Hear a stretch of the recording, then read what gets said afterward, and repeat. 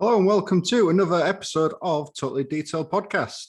We're joined with our co-host Richard from the Leather Repair Company, aka the Leather Man. Oh, the Leather Man. I can't let that one go now. No, definitely the Leather Man. Been said before. We are into leather. And we're also joined with a very special guest. It's Andy, who's one of the owners of Detail Boutique. I want to say hi, Andy. Evening, guys. Evening. Thank you for having me. No, I'm looking forward to this because we've had a little bit of a chat leading up to the recording today, and you've already come up with a few little things that I think are going to be like little nuggets of golden information for people. So it should be a good one. Good. I can never get used to the Leatherman introduction. It sounds so sinister. Yeah, it's as dirty as it sounds. Yeah. Adam knows, he's been there. I've had his training. Yeah, definitely. So we always kick these things off and do the same question, just to get a little bit of information about yourself, a little bit of like back information more than anything. But how did you get into? It's going to be slightly different, this one. So we normally how did you get into the detail industry? But how did you get into this industry? Yeah. Well, I said to you prior, didn't I, that I do feel like a little bit of an imposter. I've watched quite a few of these, and they've always got sort of very good energy, all very positive. So I've been looking forward to coming on. But I did think to myself, not actually being a detailer, I'm imposing in some way. But to give a little bit of background on myself, I've come from a corporate background primarily. So the guys that are involved in this directory, we've got a real mixed bag involved. But I'm not a business owner even. I'm employed. But going back to even my childhood, we grew up, we were comfortable, but I developed an affinity very quickly for looking after things and looking after the things that I had. So I was that kid that would play with his Tonka trucks, and then I'd rinse them off at the end of the day. I'm glad when I was 5 years old, I couldn't stand things being dirty. And then that progressed. And when I worked hard for things, or I knew my parents had worked hard for things, I wanted to look after them. So when I had my first rally bike, if I knew I was going out in the muck and the mud, I wrapped it in cling film. No. Yeah. That's brilliant. Yeah, wrapped it in cling film to try and preserve it. And I kind of carried that through my life, really. So when I eventually got into an age where I could, drive and what have you, I got into motorbikes first, and I was a biker, and I'm a biker at heart, really.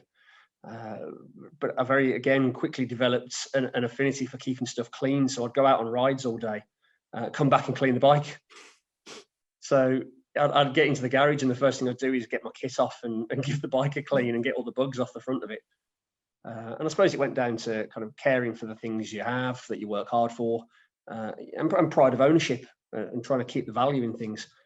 And then I progressed into cars, and I actually started driving quite late in my life, but very quickly got into very high-end cars, and developed a passion for supercars and prestige cars, and love keeping them clean. So I suppose I'm a detailer at heart. I just haven't got the patience or the knees for it. Yeah, on the knees. Yeah, very true. Yeah, you need good knees. You do. Too many years of lifting and squatting and hurting myself. Do you still ride bikes now? I don't. No, not anymore.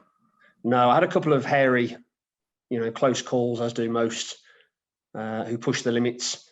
And I was quite lucky one time, and I hung up the helmet and said, you know what, let's stick with the cars. Wow. I got the fear in me. And I think once you get the fear in you, you can't go out and enjoy yourself. So yeah.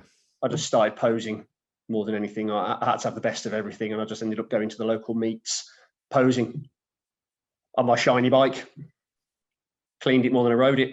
Yeah. Yeah, it does seem like a bit of a thing that in the bike scene. Like there's bikes out there with 10 years old and they've got like 2,000 miles on them. It's what you've been doing sort of thing. But yeah, I suppose they're the ones you want to be buying.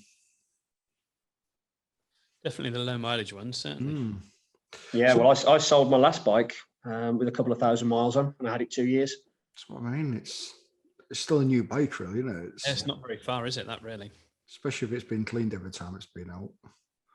Yeah, absolutely. So yeah, so that's a little bit of how I've got an affinity with detailing, and I've always kept my own vehicles clean. I've watched YouTube videos on how to keep, doing the correct washes and everything, and always took pride in my vehicles until it came to a point where I said, maybe we need to look at doing something here. I saw so many people locally, sort of neighbours, destroying their cars, with poor wash techniques, and that'll kind of lead me on to how I started this. So we'll get into that in a bit. So what did you clean the bikes with when you were doing that back in the day? So that was just a standard, good quality shampoo, a mitt and set of brushes, and just very carefully clean them. And did you polish them or anything like that? Or? Oh yeah. Yeah. What did you use? That was back in the days when it was only really auto glim. Yeah. That was the thing to use. It's where a lot of people started off is with auto glim, really. Yeah. Where a lot of people began. It's I think the only auto glim I actually had, which is sort of secret confession, was a leather balm. Actually, funnily enough. Many moons ago, it was actually their cream rather than the balm. It was actually a leather food. It was actually quite nice. Actually, I quite liked it, but that was years and years and years ago. So obviously, since then we've developed our own, and which is one of the reasons why we developed it. But yeah, that was the only auto glim thing that I really used was their leather cream that they had at the time. To be fair, that was 20 odd years ago. Yeah, back when you just went to Alfred's and found a little bit of stuff. Yeah, just went to Alfred's and found it and thought that smells all right, and that was obviously when we were doing leather, but we weren't actually sort of producing our own stuff then. It was only like, it was sort of not long after that we actually began producing everything ourselves. It was, the leather cleaner was the first thing that we ever did, and that's how it all began with LRC1. It was the first thing we ever did because I wanted a decent leather cleaner. That's literally how it all began. Right. So all from there and various other people's, but we've all had other people's products, definitely, even in me with leather. So there you go. Something nobody knew, but they do now. That'll be on their next advertisement campaign, won't it? Yeah. We started LRC. That's it. So for people who don't know, Andy, what is Details Boutique? Yeah, so Detailers Boutique is a UK-based detailing directory. So we class it as a showcase directory, where we give anybody who lists with us the opportunity to really showcase what they do. So primarily it's free to use. We don't charge for it, but you can pay. You can pay to upgrade. So we give the opportunity to give everybody an absolutely fair opportunity to showcase what they do. It's different. It's different to anything else that's out there at the moment, and it's loosely based upon the website that you may use to check a tradesman before you book them. That was the kind of guiding principle. And if I was to go on to kind of how we developed this, it came very much from necessity more than anything. So I found it very difficult to try and find a good detailer in my neck of the woods a little while ago. So I bought a vehicle back in November last year, and it was of a level where I wanted to get it detailed.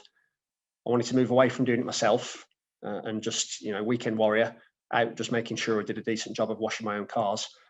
And I wanted to try and find somebody locally to give it a full correction, ceramic coat and what have you. And I started asking friends. I know people that are in the industry. There's a chap who's involved who was a detailer many moons ago. And I just started Googling, and I started looking at Facebook, and I couldn't believe how difficult it was to actually find people, good quality, reputable companies out there. So you see so much terrible jobs, don't you?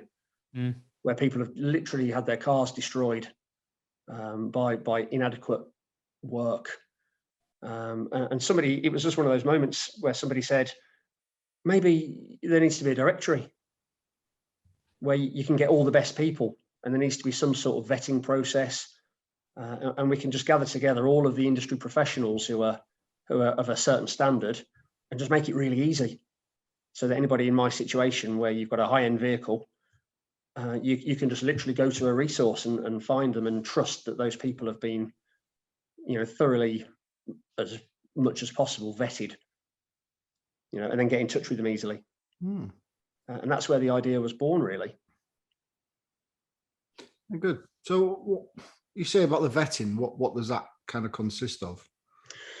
Well, that was a real bone of contention, because and we've discovered this since, when we've been dealing with various detailers around the country. We thought long and hard about how you can judge people. What makes a good detailer? And we had that question thrown at us by various guys. What qualifies you? Yeah. To say we're good or not. So it's something that we thought was extremely important to build as the backbone of what we do and what the brand stands for. And the term boutique implies that it's small, it's exclusive, it's not for everybody. So we started putting ideas around where obviously Instagram's a great resource, love it or hate it. It's become at the forefront now of the detailing industry, I think, in terms of how you show off what you do. But it's actually a great resource. So if you've got an organization where he's got, either it's an individual or it's a company, and they've got 500 great quality pictures, or 600 or 1,000 or however many, that does give you some insight as to their level of work. It's a great snapshot, but you can't just use that and that alone. So we started looking and cross-referencing to Facebook, where you can see reviews, and that obviously became very important, that you can get an insight into how good they are. So we looked at Facebook, and then we looked at Trustpilot, Google reviews, their website, referrals. We asked around. We started to get to know people quite quickly within the industry, and they'd say, yeah, that's a good guy, or stay away. And then we'd have to make our own opinion, because you can't not include somebody in the directory, but just because somebody says they're not any good. So it became a tricky scenario, shall we say, to try and time consuming, very time consuming. I can imagine. And I can imagine people not liking. I mean, some people are going to say, yeah, I'm not up to that sort of standard. Yeah. Which I tip my hat off to them guys. There's a guy local to me, and he sends all his ceramic coatings my way, because he knows he's not up to that sort of level, which is brilliant. But when you got the other way around, when someone thinks they're at that level and you're the person to say, do you know what, we're not going to include you in this, I can imagine there's going to be a few toys chucked out the pram, so it shows. Absolutely. And we have had to deal with that quite early on. We've had guys that, and again, it's not an exact science, it's not foolproof. We can only do so much, but it's more than most, if you like. If you were to just do it yourself and go through the process that I went through, and probably millions of others have gone through, where you have to try and pick around and cross-reference and find all the information for yourself. We've had guys that have just got little to no evidence online of their skill set, so, and they might be the best detailer in the world, they might be highly qualified, but with no evidence of that, if you put yourself in the consumer's position, how are they going to make a decision? Yeah. If I can't find any information on you or get any background as to how good you are, how can a customer? So we developed it very quickly that I had to put myself in the customer's position, having been a customer, searching, and how can we serve the general population who are a bit more discerning and want to find the best people for their cars? What do we need to do? And then, of course, we discovered the PVD, who have their own directory, albeit it's a bit more of a limited resource, we found. But then we started cross-referencing with the PVD as well, and using that as a tool to just check insurance and things. But it didn't actually give their members a showcase, to show themselves and what they can do. So is that quite a big part of it then, like the education side of things? Absolutely. Yeah, that's the most time-consuming thing we've discovered, is the sitting, and we've got over 230 listed now on the directory. That's taken a hell of a lot of time to sit and hunt It's in essence, and make sure they're right. And again, like I say, it's not foolproof. It's not an exact science. We might make mistakes, but people can come off as quickly as they can go on. Yeah, true. but that's the USP, is that if you're on there, the general public can trust that there's been a fair degree, to a great degree of review. Yeah. So like one thing you were saying when you was going through how you choose the people, and I was thinking to myself, well, that's how I would choose if I wanted we'll just say a landscape gardener. That's sort of the process I would take. And you're just kind of cutting out that middleman and doing all the work for them and giving them this. And it is a lovely website as well, what you've got. It's, it's a very suave, nice feeling. It goes with the vibe of the luxury cars and stuff. Yeah. We worked very hard to establish the brand, and that's something, it's still embryonic at the moment. We've only been launched 6 months. Wow. Yeah, I thought it was longer than that. No, it was 18 months in the planning. But only really 6 months. Turn of the year. And say all those members come on board in that 6 months as well. Yeah, that's good. Yeah, so we've got a bit of a combination of people who are aware that they're on there, and we've engaged with them, but also others that maybe aren't even aware that they're on there. But as we grow and as we get our name out there, and as we pump more and more revenue into advertising and what have you, it'll become apparent. So we had a very large influx very, very quickly of people approaching us of all varieties. Once they started hearing about it, and it's only in its infancy, so the potential is massive. That's one thing I was just about to ask you. If someone listening to this goes on to boutique website and they're not on it, but they want to be a part of it, is that something they can do? They can email you guys and say, absolutely, I want to be a part of it. And there's a get in touch page. Oh, brilliant. And you can fill in a form and it comes through to us, and we'll make contact. And then start the review process. Yeah, and going back to what you said about it being a tricky conversation, it's one we have to have. We can't drop our standards, and we have had to say to guys, look, there's not enough evidence for us we can't take that risk. You might be the best detailer in the world, but we just need that evidence, because that's what the customer would do. They would do the exact same thing I'm doing. And then is it like a case of why you haven't met that standard and this is where you need to improve? Absolutely. Yeah. So I've talked to quite a few quite young chaps, and again, it was born a little bit out of lockdown. There are a lot of detailers. Yeah. Springing up. Just a few. Yeah. Yeah. And I know it's caused a lot of contention in the industry from people like yourselves that are just very well-established career guys who are now competing against Steve down the road, who's watched a few YouTube videos or subscribed to an online course, and he can suddenly detail now, charging half. I'm going to say it's not just detailers that's springing up either. It's other trades as well. We've sort of off topic. We tried to get somebody to come in and do maintenance on our yard and prune and things, the hedges. Must have contacted 10 or 12 people in Hull. 2 of those people turned up, could be bothered to turn up. One of them turned up and said, where can I get rid of the rubbish? You're a landscape gardener, aren't you? Yeah, but I use my car. I've only just started during lockdown. We had money, wanted to do something with it. Then the other guy eventually said, yeah, I can quote you, but I can't take it away. I'm like, you've got a great big bloody transit. Yeah, but I don't take rubbish away. You're a landscape gardener. I mean, that's what my family do down south. They come along, they go into a house or a factory estate, they do the landscape garden, and they take the rubbish away. It's what they do for years. But out of the 10 or 12 people that we contacted, nobody's ever bothered to come back to us and get the job. So now I'm having to go to somebody in Scunthorpe and getting quotes from Scunthorpe to come to Hull. It's absolutely bloody ridiculous. But again, it's people springing up, all because of lockdown. Same with the detailing industry. It's happening in a lot of industries. These people are just springing up because they've got this surplus income. The government's kept them going and given them surplus money that they shouldn't really have given them, to be fair. But that'll get us onto a topic that we don't really want to start on, won't it? So, yeah. But it's not just detailing, I'm afraid. It's many industries it's happening to at the moment, and it is annoying because it's people like Adam and myself and that have been around for a long time with a very good established business, and you've got these guys popping up, and all of a sudden they're this highly qualified detailer, and they've never even picked up a machine polisher in their life.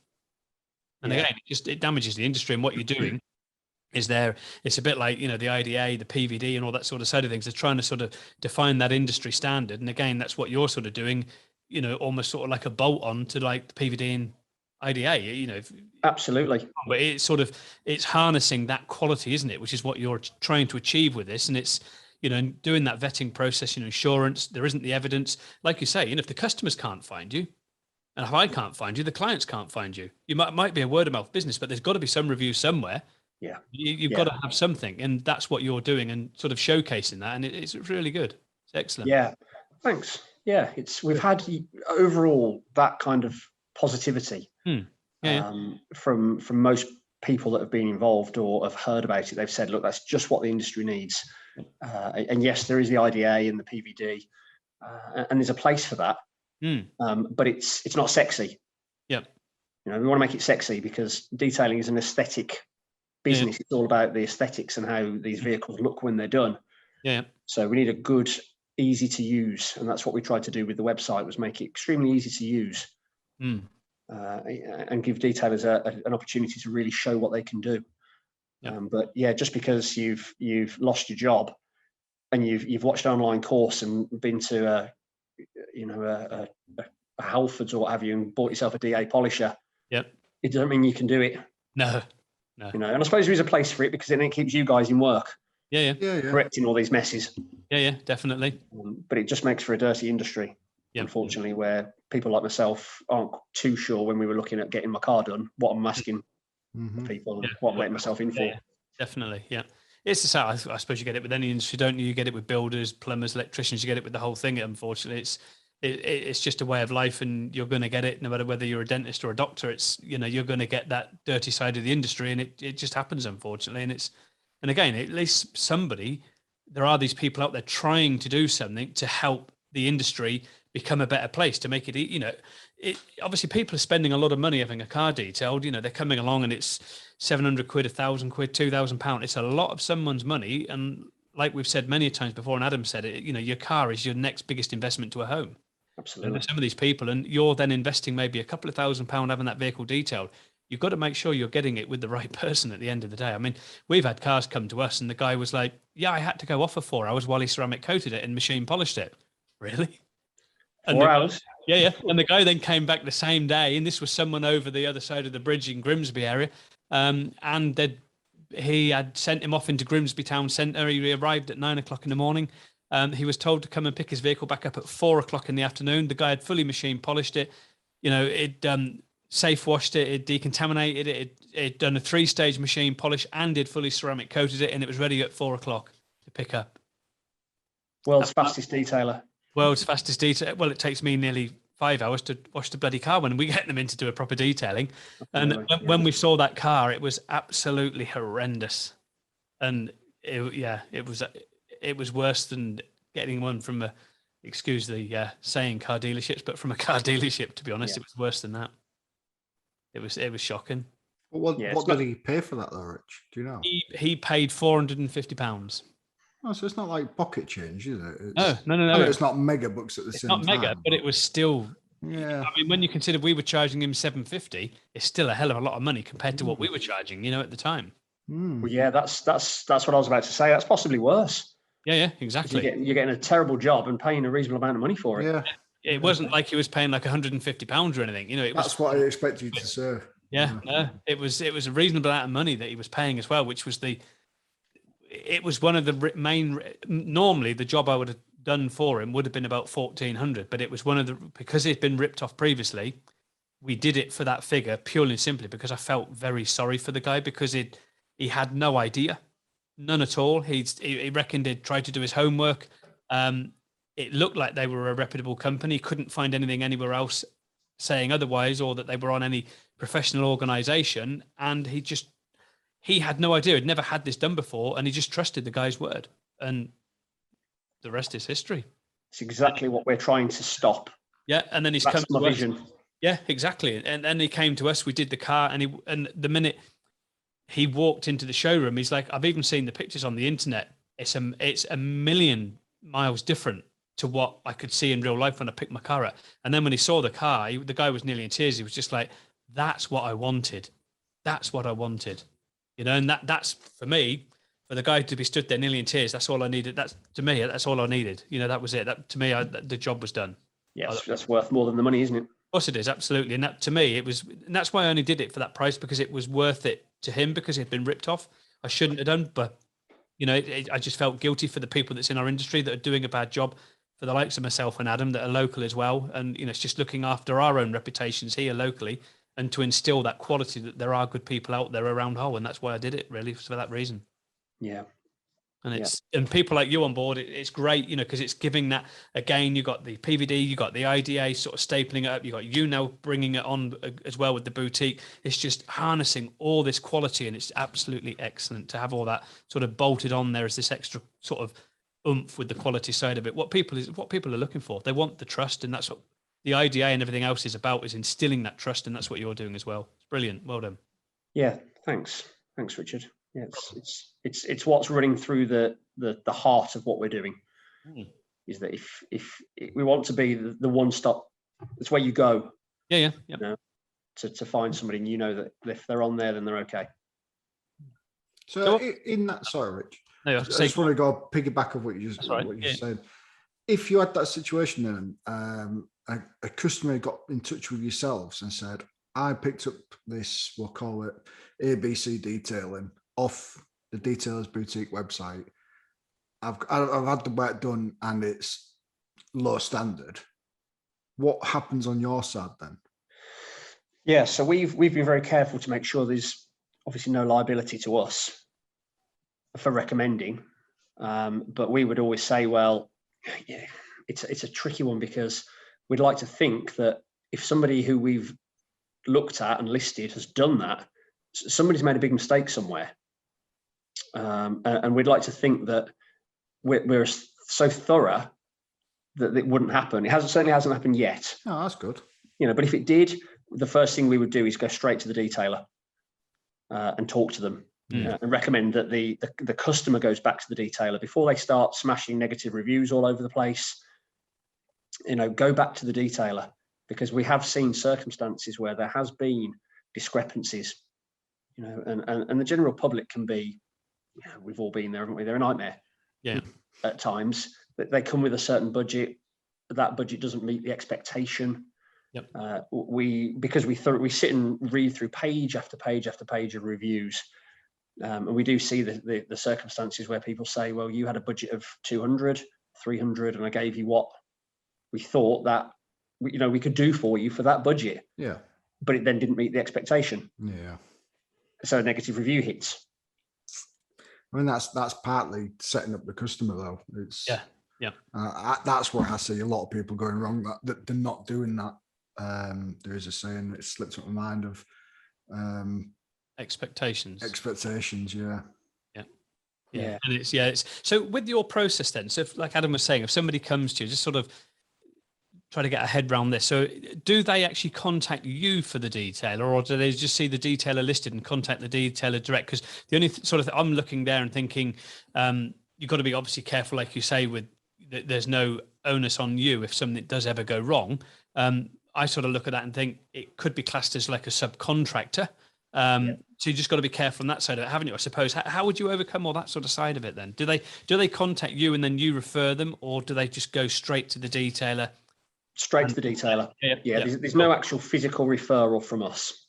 Okay. That's cool. Yeah, that's cool. So you're just like basically like a really good quality, excuse the pun, but like a good quality Yellow Pages sort of thing. Absolutely. Offering that service.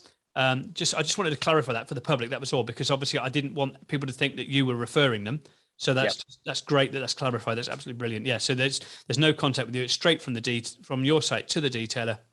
Brilliant. No, that's fine. It's cool. It's what I wanted to get cleared up for you and clarified there, because there are people out there that will be saying things about, what happens? You know what I mean? So, but it's good. It's cleared up. Excellent. Yeah. No, there's no liability on us. It's just that's cool. Yeah. That's what I wanted. Yeah. That's cool. So they're just looking at the website and contacting, obviously making their own judgment.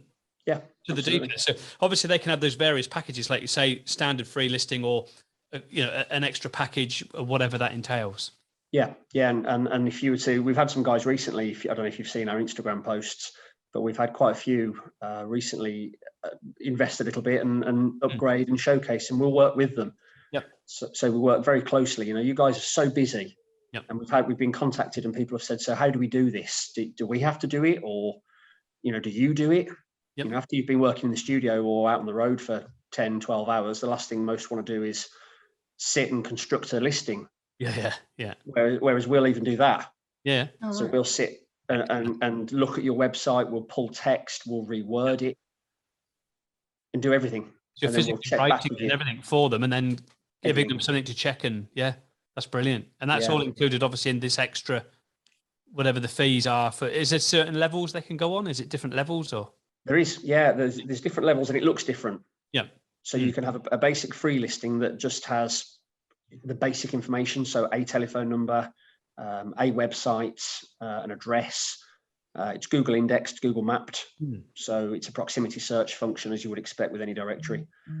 You can go mid-level, which then opens up more features. So you can have up to 10 photos, 2 telephone numbers, etc., and it starts to look a bit sexier. And then it's a short jump to the full scenario where you've got a 500 plus character description where you can really sell what you do, and we'll lift it from the website, reword it so it doesn't duplicate the content, and cause issues. And we'll sit and actually do that. 20 full color photos that you can zoom in on, direct links. So it's one click to your Instagram, it's one click through to Facebook.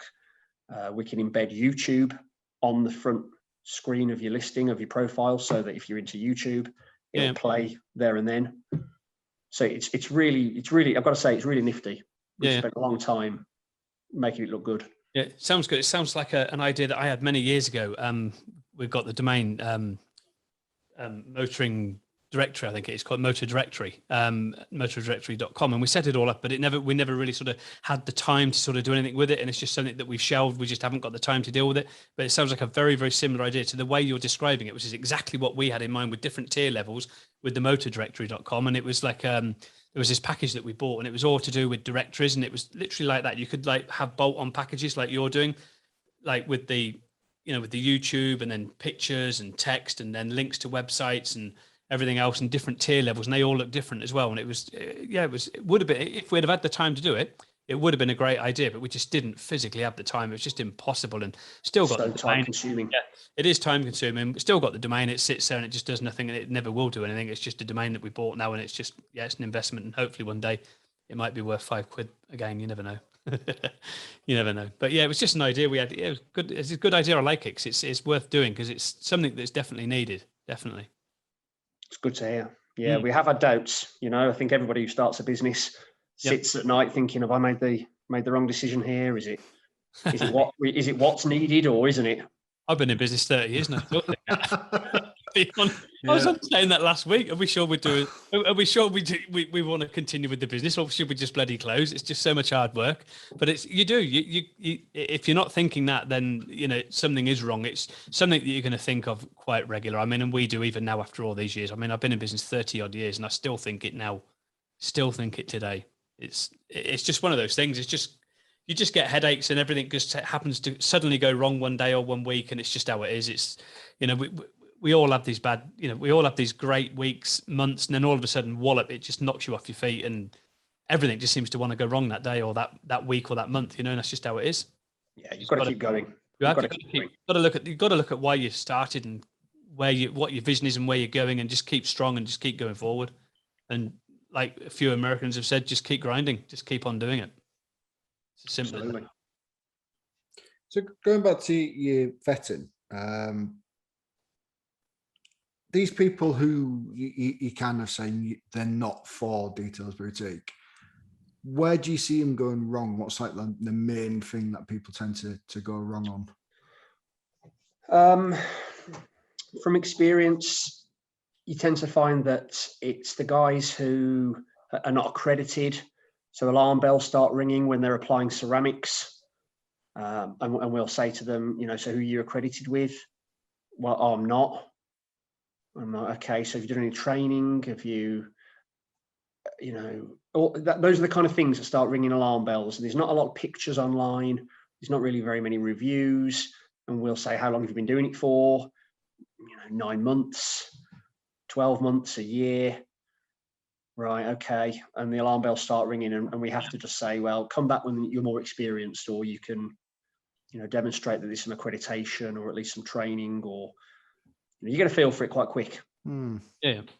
It's almost putting them through an accreditation stage then, really, isn't it? It's like they've made contact, or you've made contact, and then you want them to sort of, you know, go through a certain stage before they can then become a member. It's almost like putting them through an accreditation, isn't it? With yourself.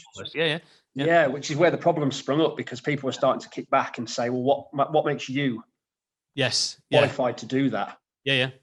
And we've had to say, well, you know, we're not. Yeah, it's just based on set criteria, isn't it? At the end of the day, it's based on your criteria of what you believed it should be from doing your research, and you've based it on that analytical data of how it should be. You know, and again, I can't see the problem with that. And it's, you know, yes, you are going to get people to say, what, you know, who do you think you are to say we can and we can't? But you're just basing it on data. Yeah, basing it from a customer's experience, from a customer's perspective. Yeah, customer's perspective, and what data is available to you at the end of the day. And that's, you know, to me, it's a valid point. You know, you've got data and customer experience data. That's all you need. Yeah, there are some exceptions. You know, there's a chap in the Midlands who we saw a glowing recommendation on Instagram, in fact. And this guy's been in the industry, I think, 20 or 30 years. But he's like a Jedi, I think. You know, he's mysterious and what have you. And I couldn't find any information about him. And I had to go and talk to various other detailers to find out information on this chap. And I could only get him through a Facebook group. But it turns out he's exceptional, and he's like an industry mogul. So there are exceptions. Yeah. You know, but again, you have to switch on. It's not just a tick list activity. You have to actually. I'll consult with the guys that we work with, and you know, we'll sit and talk about it. And I'll say, look, you know, this guy in theory doesn't fit any of our criteria, but we've asked enough people, and we know that he's fantastic. And then we managed to dig him out eventually. So we're in the process of putting him on. So it's, you know, you have to switch on and think, put some thought into this. You know, it's not an algorithm. So which again, takes all the time. If you had, this could be challenging to answer. If you had on one side a detailer with a fantastic social media presence, looked the part, you know, fitted your image, but his reviews were terrible, or someone who had not very good social media presence but fantastic reviews, where do you kind of like lie between them two? Obviously, very tricky. It'd be the latter. Yeah, it's all about the reviews. Good. You know, social media can be smoke and mirrors. Yeah, absolutely. It's all about the reviews. I mean, I don't know what escapes me what the stat is, but about 90, it's the low 90% of people in the country read online reviews before they go ahead to make a purchase, no matter what they're buying. It's all about the reviews. Yeah. You know, I do it. Yeah. All the time, constantly. It doesn't matter what I'm buying. I want to go and seek out what other people have done and said and seen. So we really do push the review function, and there is a review function on each listing type, even the basic one. You can leave reviews on there. So that's something that we're really trying to push with everybody that joins us. You know, really, you know, put them on Facebook still, do all that, but try and build, you know, your profile, because that's again what we want to be known for, is you can sit and read page after page of reviews. So that's not linked to like a Facebook review. It's just it's your own website's review. It'll be on it's on their profile. So you would have main profile, reviews, images. Oh, right, brilliant. You'll see if you look at the website, you can pick a particular, you know, full listing and you can explore it and see. Oh, good. But then of course you open the can of worms that people have fake reviews. Wow. Yeah. You know, you do get them. Yeah, but again, if you switch on and think, well, is somebody going to have 40 fake reviews? Yeah. Are they going to have 10, 5, 100? What's the most likely thing? And then if you actually read them, you can start to discover the ones that are a little bit iffy. Yeah. Is there anything you should be looking out for on these fake reviews? What kind of makes your alarm bells start, ringing? Very vague things. Great job. Would definitely recommend. Yeah. Like Richard said earlier, if you've had a great detailing job done, you're gushing about it.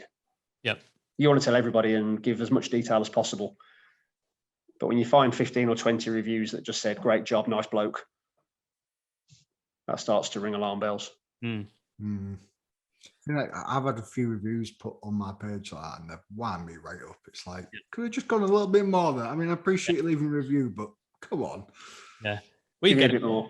We get it with products. People will, the system automatically emails them on one of our websites, and we get it with people where they come back and all they'll say is top job, or they'll just leave a star, or they'll just say brilliant.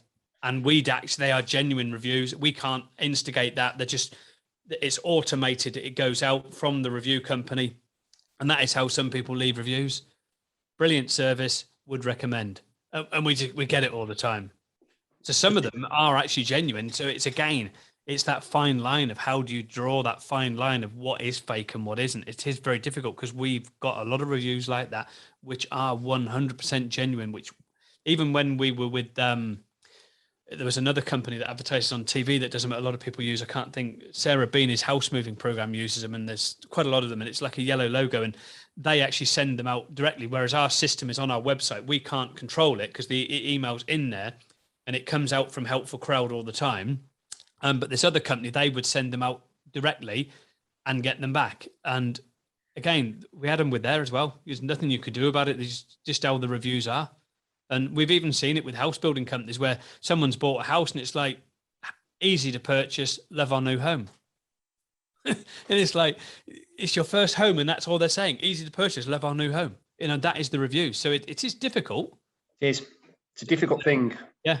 And I think if you were basing it just on that, yep, it would make it very hard. Yeah. But that only makes up a small part of the whole process. The whole process. Yeah. But we also wanted to make sure that all the reviews that we get, they don't automatically be published. Yep. Because that stops vandalism. Yep. So if we suddenly see an alert come through to say there's been a review left, if it's a negative review and it's a startlingly negative review, it doesn't automatically load to the detailer's profile. It's held. They're all held. We have to approve them individually. So every single review is manually approved. Because again, we heard stories that rival detailers were sabotaging each other. Yep. Yeah, it does happen. I'm afraid, very sad to say, but yeah, it's almost as bad as the ice cream trade. They'll do anything to stop you around. Absolutely. So we wanted to safeguard against that. Yeah, it does happen. It's sad, but it does happen. I'm afraid and it's not just detailers that do it as well. It's it's everybody. It's everybody. Every single industry. So yeah. If we see that, we'll contact the detailer. And say, just so you know, you've had a fairly negative review. It's stood out to us. Yep. We won't publish it yet. Do you want to address it? And eventually we will publish it if we have to. But it will be because we've got an obligation to. Yeah. Yep. But it will certainly be addressed with the detailer first. Yeah. And if that detailer said, yes, it's a job we've done, please don't publish it, what would you do? We'd have to. If it's a legitimate review, and they've ballsed up, you can go and correct it with the client, but it's going on there. Yeah, that's fine. Because we've got to give open transparency.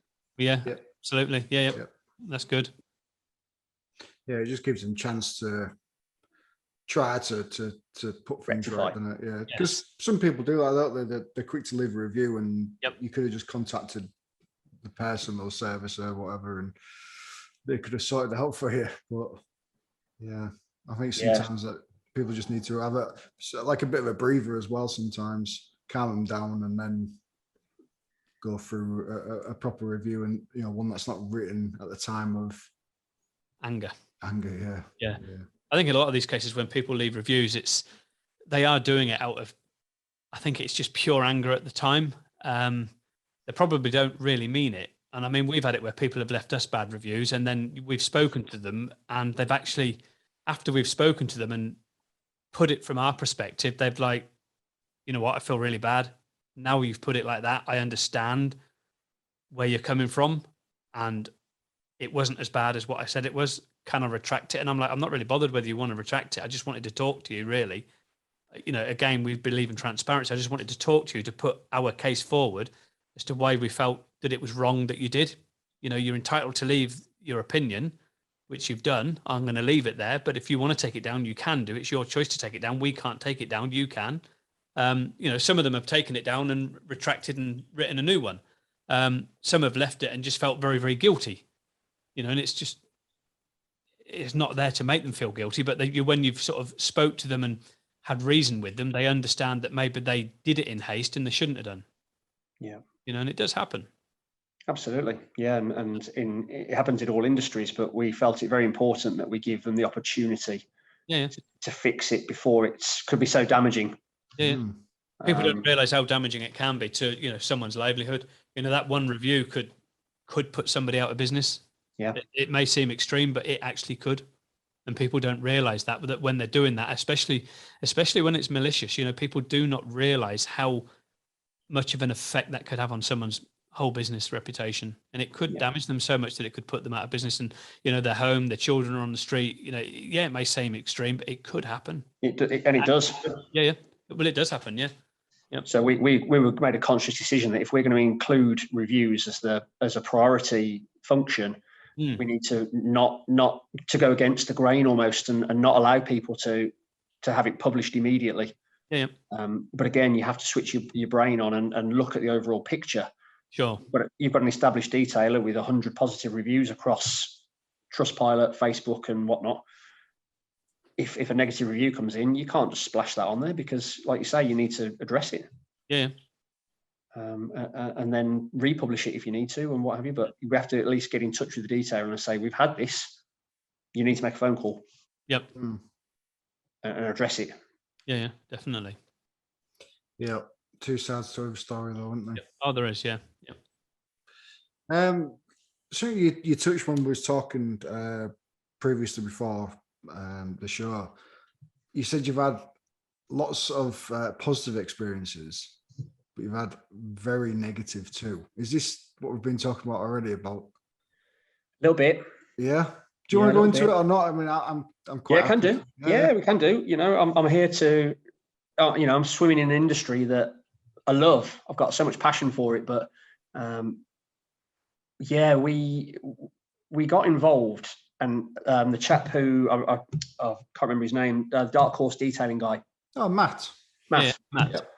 Yeah, so he was talking about G-Technic. Yep. Wasn't he? And there's lots of talk about coatings and what have you. And when I had my car done, I had Geon. You know, the particular detailer I used those products, and he raved about them, and it was all great. But when we first launched, we very quickly began to get approached by various people, and we quickly stumbled into a hornet's nest when it came to coatings. It's a very, very passionate side of the industry, and there's a lot of ill feeling we discovered between manufacturers and between users. So yeah, that was not great. We came in, I think, with a bit of a rose tinted glasses scenario, where we were hoping to maybe try and unify to a degree. You know, we're independent. We're not siding with anybody. I'm not even from the industry. Can we just get everybody under one banner? But that didn't work out, and we aligned ourselves only during preliminary conversations with maybe the wrong people, and we started to get some very, very abusive correspondence, which really opened my eyes within months of launching what we thought was a great idea. And we thought, well, maybe we've made a mistake here. And it was not great. It really showed a very ugly side, I think, of the industry.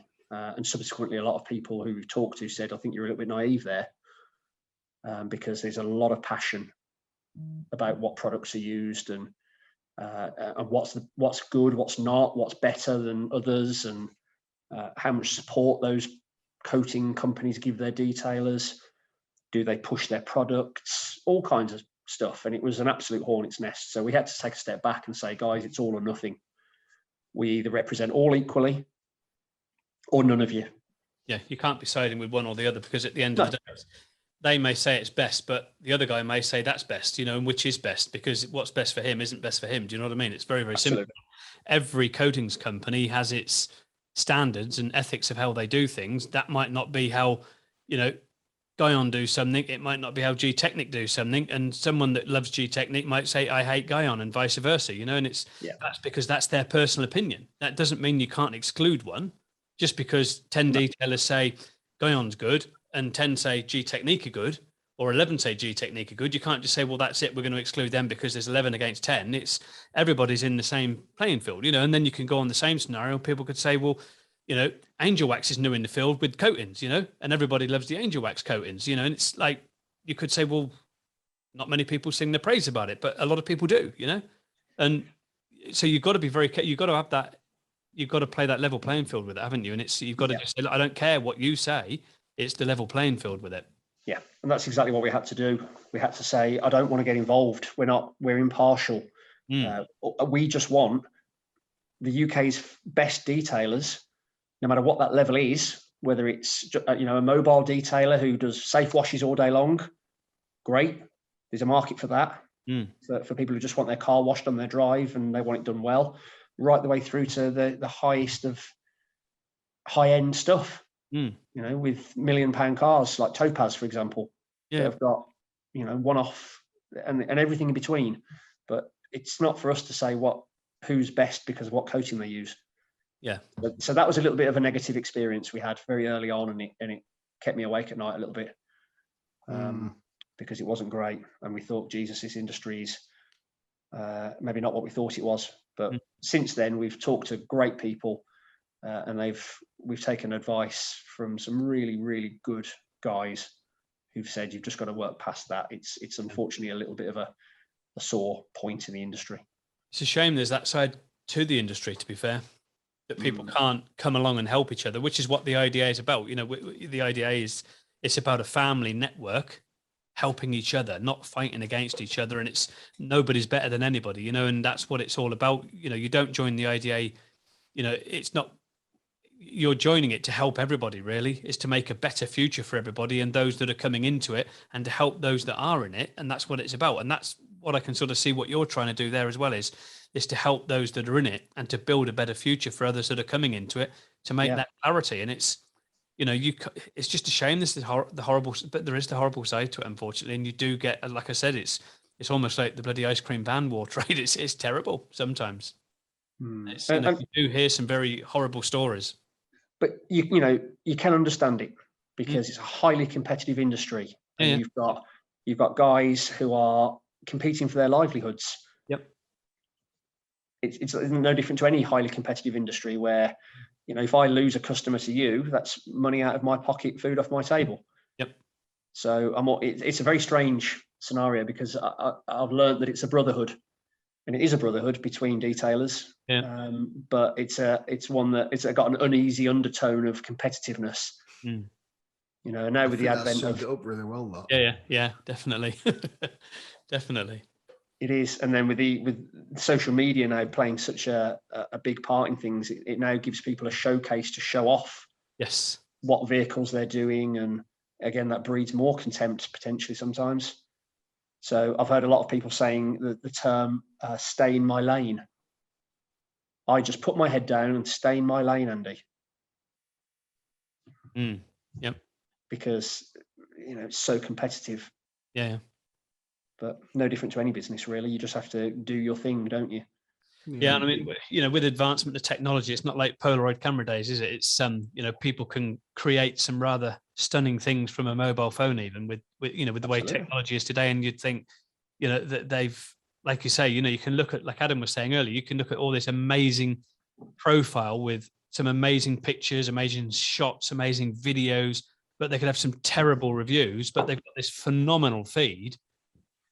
It's so easy to create that, you know, with technology. Yeah, double-edged sword, isn't it? Because you can showcase your spectacular work. Again, like I mentioned earlier, it's a very aesthetic industry. dealing with aesthetics. Yeah. Yeah, a But- few filters on a photo, and what looks poor could suddenly look absolutely $1 million. Yeah, it's just a small part of the whole picture. Yeah, definitely. So in answer to your question, Adam, that was a bit of a negative for us. But You said you had some corresponding that was not pleasant. Was that from just detailers or from brands? Obviously, I don't know who. Yeah, okay. Detailers. No, the brands have always been professional. Even the brand in question that suddenly unleashed the hornet's nest. Those guys were nothing but professional, but it was the detailers in particular. But there was a lot more to it. But yeah, we've had some pretty iffy messaging from some detailers. Not so much now because we've stepped away from it. But as we stepped into that area, the passion was very clear. So we had to have a little bit of a strategy meeting, and we said, look, we've got to get away from that. Which is a real shame, because there's a lot of coating companies that are doing great things. Particularly some of the smaller ones. They're really doing great stuff and trying to help guys run businesses well, which is something we'd like to potentially get involved with. But again, if you align yourself with a particular coating company, it just all hell breaks loose. Yeah. I think it's maybe with the detailer side of it, it's people maybe thinking, you're not from the industry. Again, you're back to that scenario. Who are you to tell us? Do you know what I mean? And it's trying to sort of maybe throw some weight behind what they're trying to say to try to maybe sway you, which again could have maybe just been a test to see whether you were easily swayed. And it's like the other guy said, stay in your lane, just stay focused, and that's what you're going to do, and do it. Very, absolutely. Very yeah. So we're looking to align ourselves with organizations that can provide business help, because it's important. It's that you've got guys who are extremely passionate, who we've had somebody say to us before, I'm essentially making money from my hobby. Yep. So there's a lot of detailers out there, I think, who are working extremely hard and just scraping a living. Yeah. Well, it's like Adam and I, we're not making money for our hobby because we love doing what we do, which is this, and it's our hobby, and we don't get paid for it. We don't earn anything, but we love it. And again, if that helps your, subscribers sort of thing, then, we're all for that. We'll get guys on board, and that's what we're about, is helping people. And that's what we're here for, is to help them, just because it helps people's businesses grow. It gets them awareness that they wouldn't necessarily have had previously, and it helps us and it helps them as well. So it's, it's our hobby. We're all here. Adam and I are here to do that, to help people, and that's what it's all about. We help your guys. Simple. Absolutely, it's about building excellence. This is what we want. Yep. So if we can provide, training, but again, that's another sticky scenario that we stepped into, where you've got individual detailers offering training. Yes. Yep. Where do you go with that? Yeah. Because who's to say your training is as good as my training? Yeah. So we it was another moment. Bang your head. Yeah. Where we said, right, so who can we get in touch with who offers an accredited industry standard training program that we can promote? That nobody can say anything about. Yep. Did you find one? No, not yet. I don't think you would, to be fair. No. It's going to be quite a tricky one, is that? Yeah. The only accredited thing you've got really is the IDA. It's the only, because it's certificated, it's, you got a CD, CV there, and it's, and CD here, and myself. Yeah, it's not it's training, not, though, is it?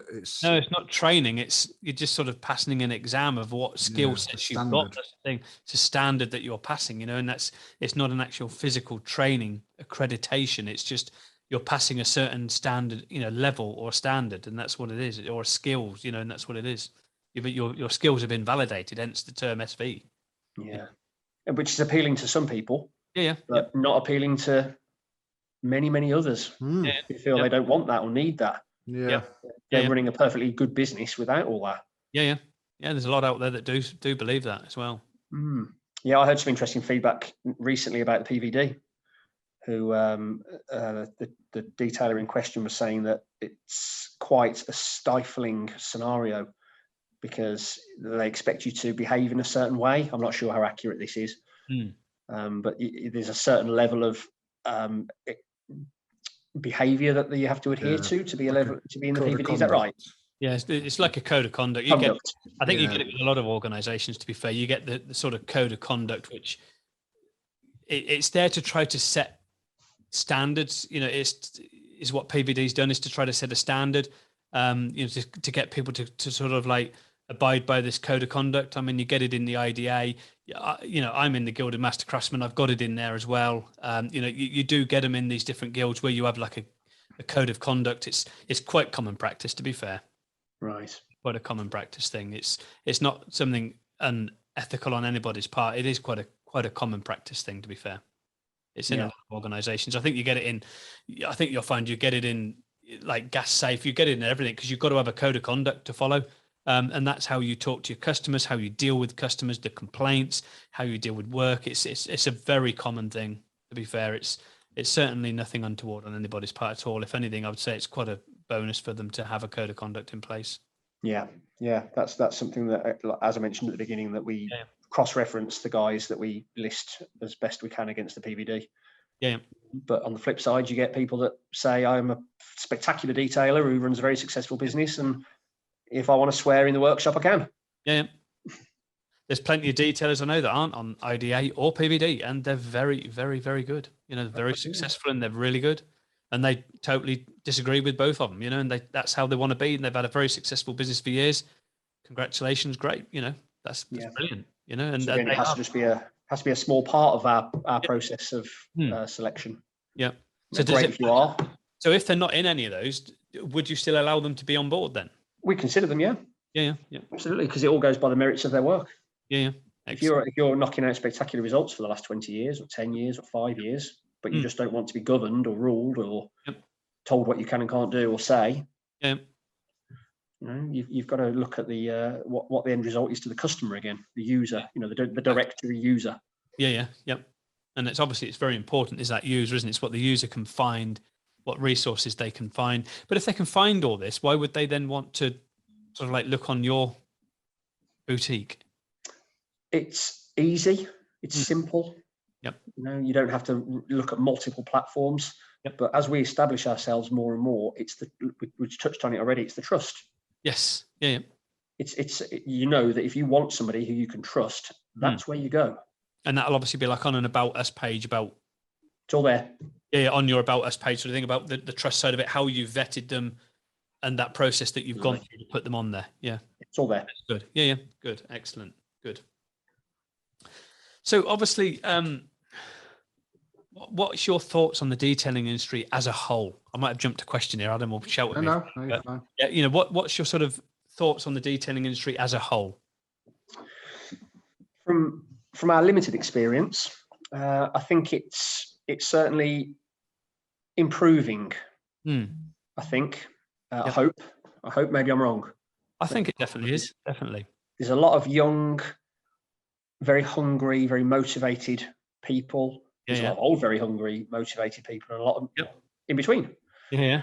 But I think there's definite pressure to be better. Yes. And there's a lot of people pushing that envelope to improve. I think in the last sort of 5 years, I've seen more and more people wanting to go on more and more training courses than ever before. And they're repeating those training courses with different organizations as well to see whether they can just pick up one snippet of information from that company that they didn't pick up from that company. And I've seen that a lot, even with our industry, with the leather side of it. I've seen people going with varying companies for training, not just the one, and they're going to varying companies to get as much knowledge as they possibly can. Because, as a trainer myself, I know a lot. I probably, I don't know everything, and I learn every day, and that's how it is. And if you can't admit that, then obviously, in my opinion, you're very weak and you're a failure. It's because if you can't admit that you learn something every day, then, you don't deserve a place in where you are. It's very, very simple. And we learn every day in our industry, and that's exactly how it is for us. And I've noticed people are getting more and more and more training courses with various organizations, not just going for one like they used to a few years ago. And I think that's becoming quite a thing and I've seen it a lot where people are like, you sort of see it on social media. They're talking about all the courses that they're going on. And they're like, you've just been on that course. And they're like, yeah, but I want to go on this one with these guys because I might learn something different from them that I didn't learn from the other people. And it's very highly possible that you will do.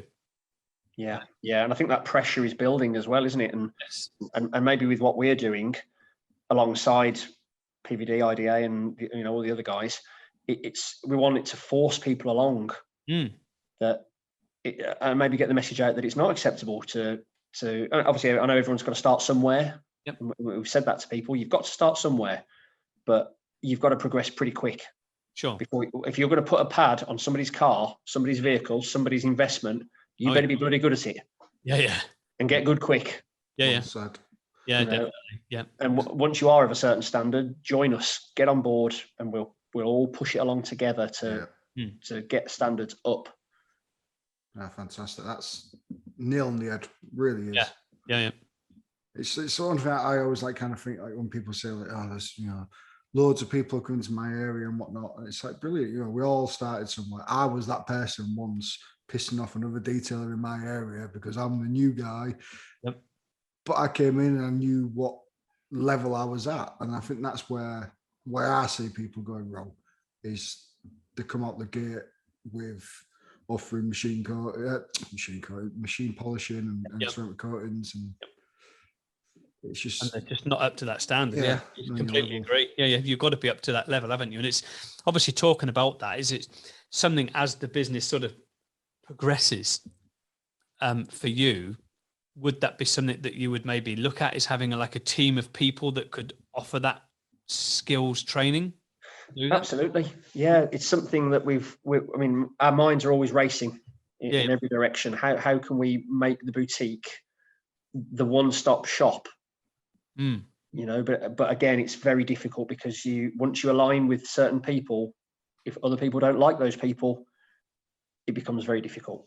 Yep. So it's trying to stay as neutral as possible, but it's something we're open to learn, and we're open to ideas, and we want the best people in the industry to get in touch with us and say, this is how you should do this. We're, like you say, you need to learn every day, and we need to learn, but we'd love to offer training, not personally ourselves, obviously, but align ourselves with maybe two or three or a handful to cover the UK of the best training organizations to again try and raise those standards, and we try and figure out a discount, maybe, if you remember. I don't know, lots of different things to think about, but as long as it raises the standards, we want to be involved.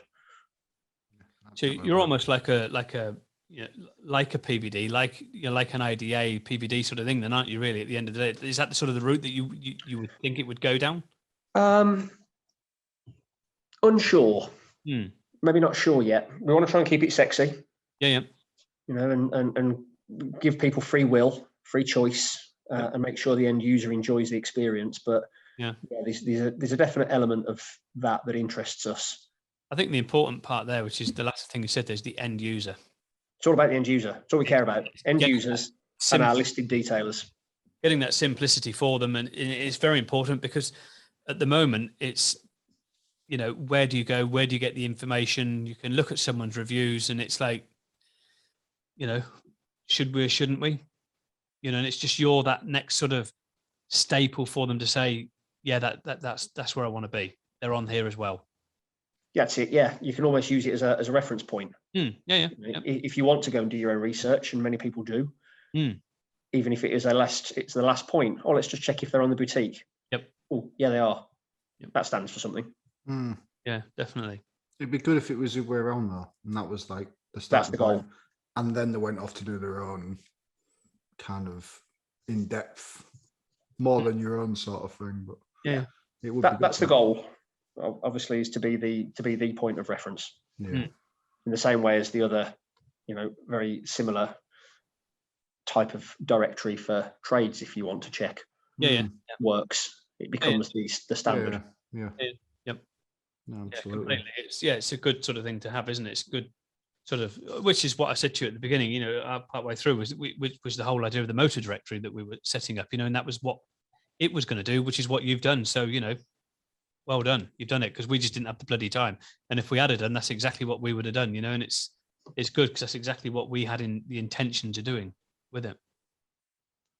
Good. So what's next for the business? What have you got? Any 5 years plans, 10 years plans? Well, the next stage is to get as many of our listed detailers on full listing profiles, because if you look at the site, it's very similar to Yellow Pages, and I actually worked for Yellow Pages many, many years ago, when the transition was occurring between paper and online, when I was a young lad. So I know how it looks when you've got a page of just standard free listings with not a lot of information, and then suddenly one of them sticks out like a sore thumb. Yeah. It's very obvious that those guys have invested in. Sure. So from an end user point of view, we want anybody who looks at the directory to see page after page after page of full listings. Sure. Which then obviously generates income, which we can then use to push further.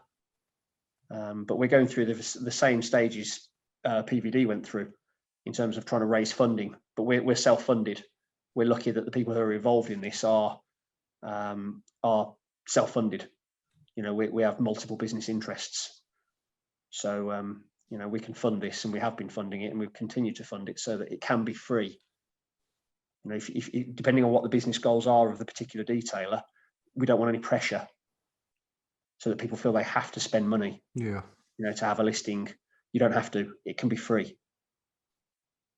Because that's another very anti-directory element of thinking, that you have a pushy sales guy pushing for an upgraded listing.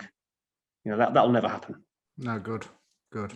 If you want to be on there and you want to be free, and you don't want to get more business, because people have different goals, don't they? Yeah. Yep. Some people, it's a finite amount of time one guy can have detailing, and if you're chocker, you've got no room for any additional.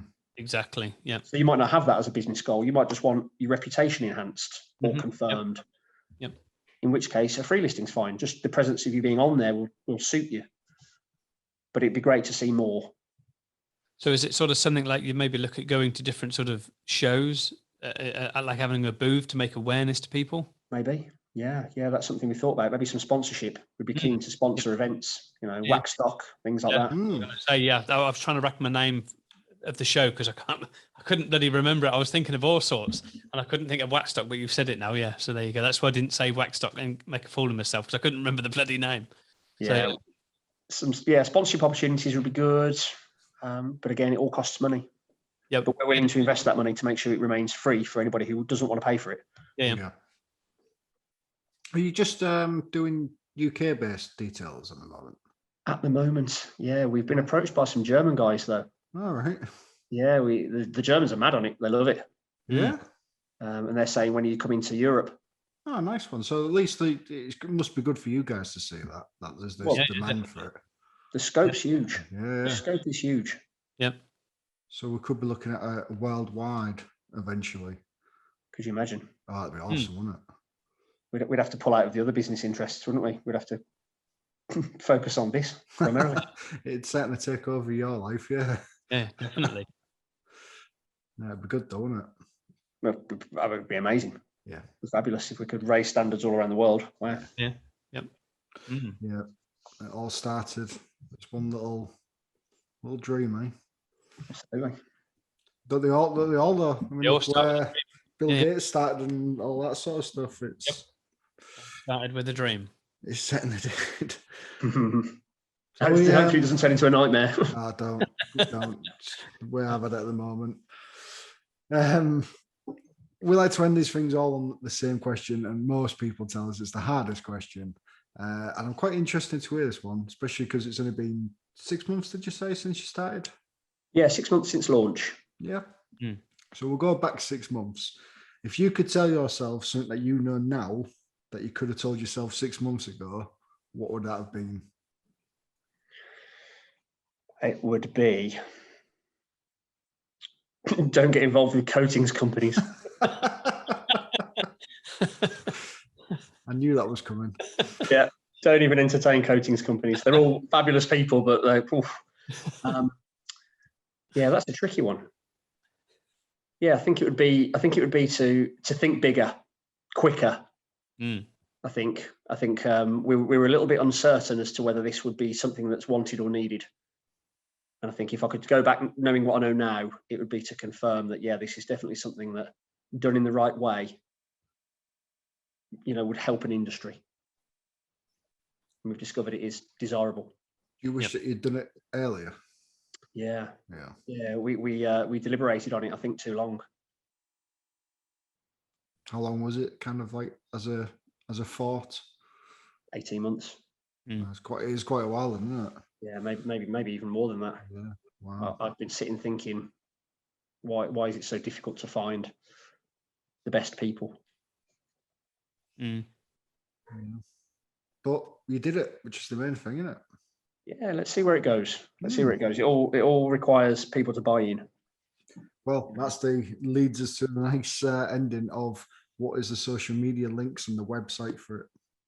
Yeah, so it's simple. Detailersboutique.co.uk is the site, so people can check it out and have a look. And it's simply Detailers Boutique on Instagram, Facebook. It's a nice aesthetic looking page. We do a mix of great looking cars, people's results. We do a little feature that we've started, which is a behind the glossy money shot. So we ask that people send their pictures of themselves working on the vehicles. So we're trying to push the detailer, acknowledging the hard work that goes into all these glossy end shots. So you'll notice there's a bit of that going on there. We get quite a lot of contact from guys wanting to be featured on that. So get in touch. Yeah, I quite like them kind of things. I've seen a few. Yeah. The one that comes up, I think it was like a beetle. He was like more or less in the well for the not the well, so the wheel arch. Like wheel arch, yeah. Yeah, I just thought it just sums it up. Yeah. Well, we're trying, give these people a recognition. Like we said earlier on, they're out doing 10, 11, 12, 15, I don't know, more hours a day to give a glossy end result. But you've got to acknowledge that these guys are working their socks off. Yeah. So there's a bit of that on there, and then there's just some really sexy looking cars. Certainly is. So. Certainly is. Definitely. If people wanted to tag you in like Instagram, is there a hashtag for yourselves, or would you just prefer them to use to? Yeah, just at Detailers Boutique. Brilliant.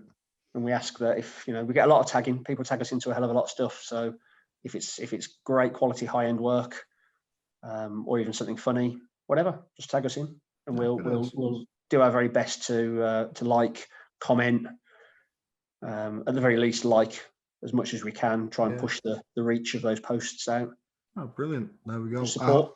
I'm hoping that people listening have this massive influx now and start tagging you in. And I know for definite that people are going to be on your website as soon as this goes live and go, oh, well, I'm going to see if I'm on there now. And that's what we want. Yeah, absolutely. That's what people will be doing. They'll be like, why aren't we? And then the next be, why are we not on it?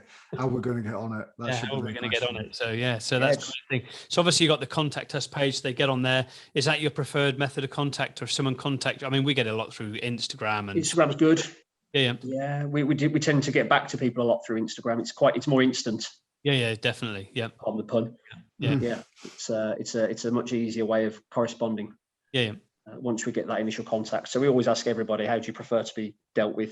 Do you want email or Instagram? But yeah, just DM us. One of the guys. They go through a process of completing documents, do they? Or is it just a matter of just filling it, or you fill in the directory and that's it? Yeah, that's it. Yeah. So we'll just, we'll as soon as we get correspondence, we'll then kick off the process. Yep. So then we'll start then looking in it, and you get logged in a list because we have to get through them all. So yeah, you'll be put onto a list, but we'll give you guidance every step of the way. We'll tell you what we're doing, how we're doing it, what we need from you, and if you're particularly capable, you can send us everything. If you want everything, you can send us all your photos. We've got one chap who copied us in on a Dropbox link. Company, I'll give him a little shout. Why not? He's a lovely guy. Designed by Detail. Pete. Peter's great guy. Good guy. Great guy. So he invested a little bit and upgraded with us. He's coming on the show. Wants to come on the show. We're getting Pete on, so definitely. Oh yeah, brilliant. Pete, we're coming for you, definitely. He's a great guy. So he copies us into a Dropbox. And he just bangs all his photos in there, and then he DMs us sometimes and says, "I've got some updates. Can you just make some photos around?" Just makes it easy, doesn't it? So it's just an easy thing to do. Yeah. I think that's what helps us stand out a little bit, is that we'll work with you. Yeah, good. Cool. So there you go, guys. I'm Richard. That was Adam, and that was Andy from Detailers Boutique. And as Andy said, detailersboutique.co.uk, and you can get him on Instagram and on Facebook with Detailers Boutique. So head on over to the site and have a look. If your listing isn't there, give them a shout, and they will get you through the vetting process to see whether they can put you on. So thanks very much, Andy. It's been an absolute pleasure having you. Yeah, likewise. Yeah, definitely. Thank you, Adam. It's been great. Yep. Thank you, Andy. That was awesome. Thank you. Cheers, Andy. Thank you very much. Much appreciated.